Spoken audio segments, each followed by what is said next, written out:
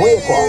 Today's news. CBS News on the Hour, sponsored by O'Reilly Auto Parts. I'm Cammie McCormick. There's been a deadly helicopter crash in the Hudson River between Manhattan and New Jersey. Reporter Marla Diamond. Video shows it sort of floating down from the sky, and then you see a large splash. Witnesses reported seeing parts of the helicopter fall off before the crash.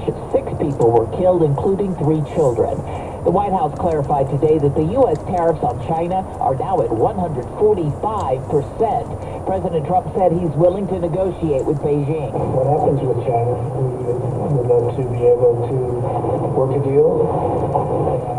They've really taken advantage of our country for a long period of time. They've ripped us off. But the markets did an about-face on the news, giving back more than half of yesterday's gains. CBS's Jill Schlesinger. So much of investing is about confidence. And it's very difficult to have confidence in an administration whose policies change day by day.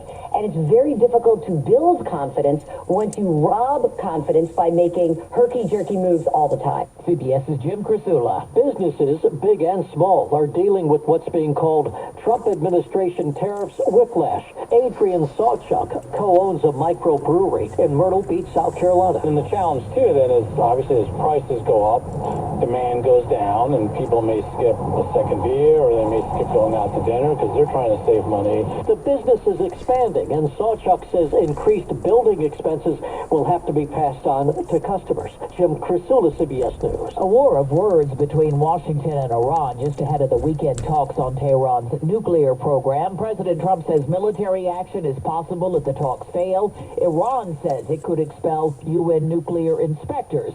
The State Department says that would be a miscalculation. Spokeswoman Tammy Bruce downplayed expectations. This is a meeting that is arranged. It is not part of some larger scheme or framework.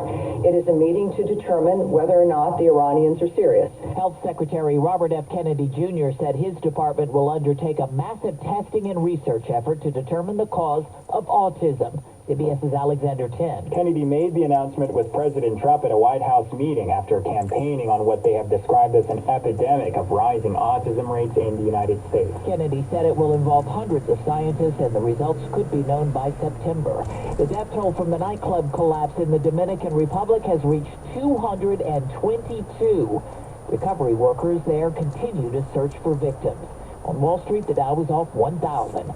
This is CBS News. Well, that's today's news.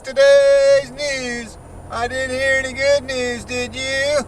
I didn't think so. I guess it's all about perspective. The glass is half full. Well, as always, I'd like to thank you again for coming along with me on these Dash Cam News adventures. You know the drill. Peace, love, and all that hippie jazz. Bye-bye, everybody. It's 70 degrees in Oakland, California.